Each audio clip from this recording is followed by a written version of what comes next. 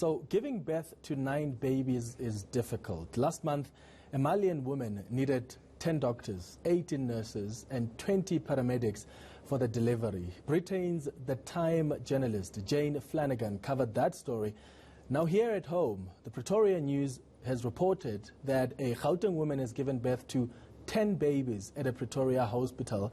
Flanagan joins me now to discuss the dangers of such pregnancies. But before I chat to her, let me read you a statement that has just dropped from the Gauteng government responding to the public inquiries on the birth of these 10 children. The statement says, following reports from the independent media group about a Gauteng woman having given birth to 10 babies on Monday, the Gauteng provincial government conducted a thorough check with all hospitals in the province to establish the veracity or otherwise of the report. None of the hospitals in the province, public or private, have any records of such a delivery in their facilities. This is a statement that's just been released by the Gauteng government. Let's speak to Flanagan now. Thank you so much for your time. So you have actually reported on the birth of the 9 babies, the Malian woman.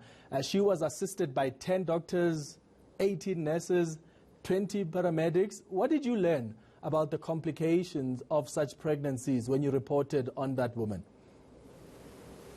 Well, I learned that a successful outcome for the mother and the children is very slim, and it requires a huge team of experts and first world-class equipment to make sure that there's happy outcomes. So I find it very extraordinary that we haven't heard from a single medical professional involved with this extraordinary case that apparently has unfolded in Pretoria this week. In the case of Halima Sisse, you know, she almost bled to death carrying 9 children, and the amniotic fluid weighing 40 kilograms led to a hemorrhage, and a crash team were involved in making sure that she survived.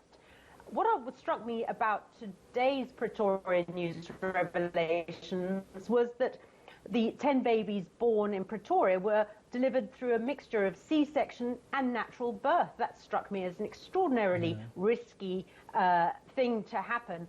And you would imagine that they would have had a more planned idea of how to bring these babies into the world.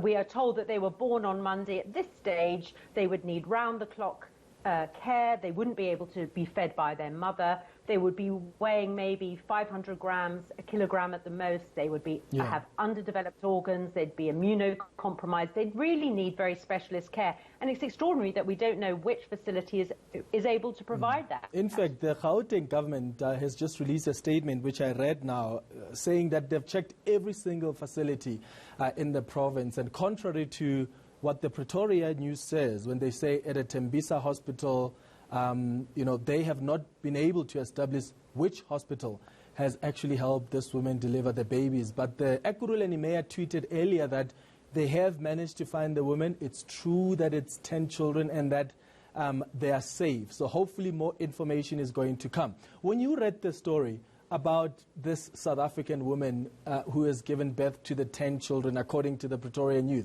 what went through your mind? Because ordinarily, I mean, this would have been big news, right? This would really have been, the government would have wanted to be involved. You would have seen the hospital coming through, even if it's not compromising the security of the woman, but they would have confirmed that the birth took place at their facility at the very least. Absolutely. If this has happened in South Africa, then we should be shouting from the rooftops about it. It really is a world first. And a time when South Africa is crying out for really positive news, the fact that this extraordinary medical development has unfolded in our capital really is something that we need to have more information about. So I was very excited to get the edition of the Pretoria News this morning, day 2 of their exclusive story, and hoping for maybe a picture of the babies, some of the drama that would definitely have unfolded, because you don't deliver 10 babies without there being a bit of touch and go, and definitely there would have been some medical development that we would have wanted to hear more about. But no, in fact, the most of the copy that I read in the Pretoria News this morning was dedicated to giving a bank detail about where to send money and where to drop off donations. And that struck me as a journalist, a very curious way to present what is actually a world exclusive. Yeah, and a lot of you people... would imagine that they would want to give more details about the actual news. Yeah, a lot of people have said, okay, you're giving us the banking details, but who are we donating the money to? Can we at least have one person from the family saying, hey, it is true, and they are safe, and we are confirming that this, in fact, has taken place. Thank you so much for your time, Jane. That's the Times of London journalist, Jane Flanagan.